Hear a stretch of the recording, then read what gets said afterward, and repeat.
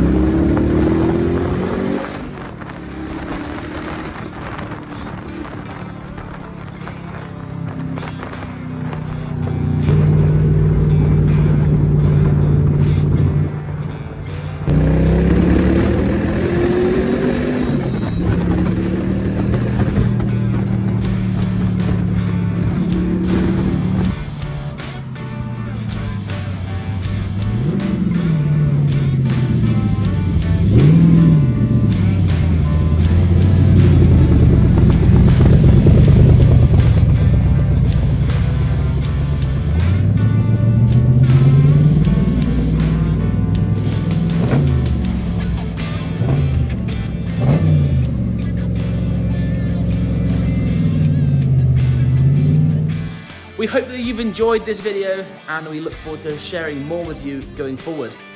If you have enjoyed, please consider becoming a subscriber, comment down below, and if you haven't done so already, give the video a like and a share.